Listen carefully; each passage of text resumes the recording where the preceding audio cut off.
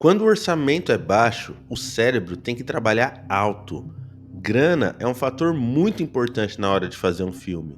Ainda mais se for um filme de ficção científica. Mas e o que acontece quando não tem dinheiro, mas tem uma boa ideia? Porque tem filme que não precisa de uma explosão para explodir a sua cabeça. Uma casa, meia dúzia de amigos, alguma regra estranha e pronto, já começa a loucura. E depois que você tiver visto esses filmes, eu vou te perguntar: uma boa ideia vale mais do que dinheiro no bolso? Bem-vindos ao Cine 10, seu podcast de apenas 10 minutos sobre filmes e outras coisas do tipo. Dá pra você assistir e dá pra você só ouvir esse vídeo se você quiser. Aí você consegue me encaixar na tua rotina enquanto faz outras coisas. Tipo, se você estiver indo encontrar seus amigos, ou então se você estiver tirando umas fotos muito estranhas, ou quem sabe até se você for dar um passeio de barco, não importa. O que importa é a gente bater esse papo hoje sobre filmes de ficção científica com baixo orçamento, mas que deram certo. Que nome comprido de tema, mas é isso. Logo depois da vinheta. Dong, dong, dong, dong, dong, dong, down. Yeah. Só para deixar bem claro antes de me aprofundar nos filmes, pode assistir sem medo que esse episódio aqui não vai ter spoiler. Porque, como eu disse, esses filmes o que eles têm de melhor é a ideia deles, né? Uma boa ideia num orçamento fraco. Então, se eu entregar boa parte dessa ideia, uma parte considerável, talvez vai afetar a sua experiência. Então, não vale a pena nesse episódio específico. Começando com esse aqui que quando eu fui ver eu não estava esperando nada, mas ele me surpreendeu demais positivamente, que é Coerência. Esse filme aqui, meu Deus do céu, eles fizeram ele com pagando um pastel para cada ator ali e um caldo de cana para todo mundo rachar, ainda não era nem um caldo para cada, porque que filme sem dinheiro. Dá para você ver na cara desse filme que os caras não tinham dinheiro para fazer, eles tinham mesmo era boa vontade. A premissa do filme é bem simples, mas bem simples mesmo. É um grupo de amigos que já se conhece há um tempo ali, né? E vai ter uma festinha ali só para os mais chegados, né? Um jantarzinho na casa de um deles e todo mundo vai para lá, vai botando a fofoca em dia, essas coisas. Só que o detalhe é que justamente nessa noite desse encontro deles, vai passar um meteoro bem pertinho da Terra. Aí tá todo um fala-fala em cima do meteoro, uns estão um pouco preocupados, outros estão empolgados para ver, né, esse fenômeno que não acontece toda hora, afinal de contas, né? Mas o fato é, quando rola essa passagem do meteoro, vai dar uma virada nesse filme que você não estava preparado. Por que que esse filme funciona? Porque a começar de tudo, é um elenco bem reduzido. Eu acho que tem 8 personagens, por volta de 8 personagens no máximo ali. Se passa todo em uma única ambientação que é dentro dessa casa, né, de um deles. As coisas acontecem de um jeito bem sutil que vai te explicando pouco a pouco as regras do que tá rolando ali com eles, o que eles têm que fazer para passar por essa noite. E, meu, é muito, muito bem amarradinho mesmo. Pra você ter noção de como esse filme é baixo orçamento, ele foi filmado na casa do próprio diretor do filme. O cara deu a casa pra filmar. O lance é o seguinte, quando eles estão lá no Bem Bom, nessa reuniãozinha deles e tal, né, comendo, bebendo, fofocando, essas coisas assim, passa o tal meteoro. E aí eles veem lá o meteoro passando, é bonito, é legal, só que logo depois disso tem uma queda de energia que fica o bairro inteiro sem energia, né?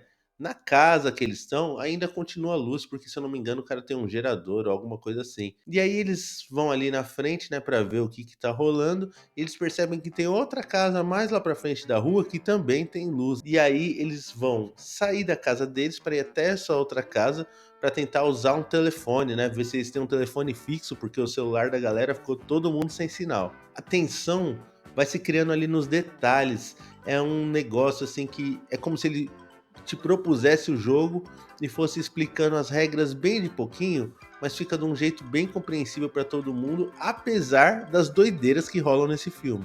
São detalhes mínimos que você tem que assistir ali com bastante atenção para pegar tudo. Não é um filme para você ver com o celular na mão, com a atenção dispersada em outras coisas, não. Até porque ele é bem curtinho, tem ali 1h20, 1h30, ó, delicinha de filme. E se o Coerência se passa ali com um elenco enxuto, esse próximo aqui então é mais enxuto ainda, porque são basicamente 3 atores o filme todo. Tô falando de Lapso Temporal, esse filme que brinca muito com essa ideia de futuro, só que sem o elemento clássico de viagem no tempo. A premissa desse filme, assim como do Coerência, é bem simples. São 3 amigos ali que dividem uma casa, né, e eles encontram uma máquina fotográfica que fica posicionada exatamente ali na casa vizinha, só que essa máquina fotográfica é muito estranha. Ela é gigante, assim, toda esquisitona, só que quando ela tira uma foto, não é uma foto comum, ela tira uma foto do futuro. Essa galera começa a ver através dessas fotos o futuro deles 24 horas depois. E aí eles começam numa loucuragem de tentar fazer exatamente o que tá nas fotos, do jeitinho que a câmera mostrou pra eles, pra não ter perigo de alterar nada, porque eles não sabem mexer direito, não sabem qual é que é. E aí o mistério vai se desenrolando em cima disso. Tipo, todo dia, tal hora, a máquina vai tirar uma foto e você tem que estar lá pra aparecer nessa foto. Como eles já viram ela 24 horas no futuro, eles tentam fazer exatamente o que tá na foto. E aí fica naquela ideia de que, tipo, não é exatamente o destino deles, que eles estão meio que obedecendo as fotos. O negócio é que essas fotos vão ficando cada vez mais doidas, o clima vai ficando cada vez mais tenso, e você nunca vai conseguir prever o que vai acontecer nesse filme aqui, isso eu te garanto. E se esse filme brinca com o futuro que você ainda vai ver, imagine então aquela ideia de loop temporal, de repetição. Só que agora acrescenta uma pitadinha de terror nesse sci-fi.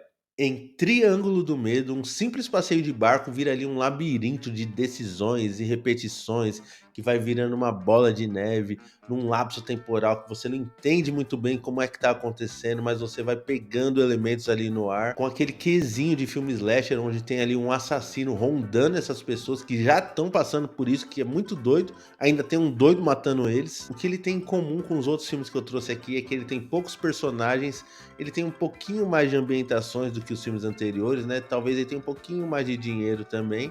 Mas assim como os outros filmes, ele também tem suas regras muito bem estabelecidas. Você vai aprendendo essas dinâmicas junto com os personagens, sem ter aquela necessidade de parecer o roteiro te explicando. Assim, é muito natural como você vai aprendendo como funcionam as coisas nessa situação específica.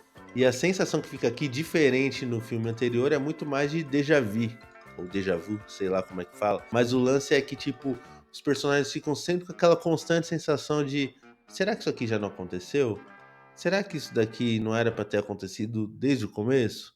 Será que isso daqui não estava aqui o tempo todo? Ele vai sugerindo para você sutilmente ali que as ações que estão acontecendo ali estão rolando em ciclo, né? Elas sempre terminam e recomeçam. E a nossa protagonista vai ter que suar muito para poder evitar isso e quebrar esse ciclo maldito. É um filme muito da hora, porque os caras estão ali em mar aberto, mas o que te prende não é o inesperado, é justamente o contrário, é a repetição, são os padrões que estão sempre ali, as voltas que a personagem dá tentando entender isso. Esse filme aqui quase não gasta dinheiro, não tem nenhum efeito especial deslumbrante, e mesmo assim é um sci-fi bem amarradinho com elementos de terror ali que, nossa, eu sinceramente não sei como esse filme não é mais divulgado, como ele não é mais conhecido, porque é um ótimo filme.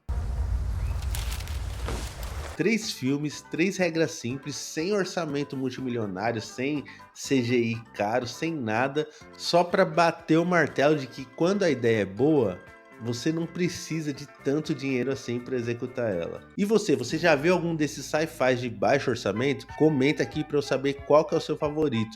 Se você não viu, tá perdendo, tá? Desses 3 aqui, o mais fraquinho é o Lapso Temporal, mas ainda assim é um bom filme. Em primeiro lugar, eu vou colocar aí o Triângulo do Medo. E em segundo lugar, eu vou colocar o Coerência, que, nossa. Esse episódio vai estar disponível no YouTube, no TikTok e no Spotify. Então, se você gostou, já sabe. Manda para um amiguinho ou para uma amiguinha que você acha que vai gostar também. Me ajuda a viver disso, por favorzinho.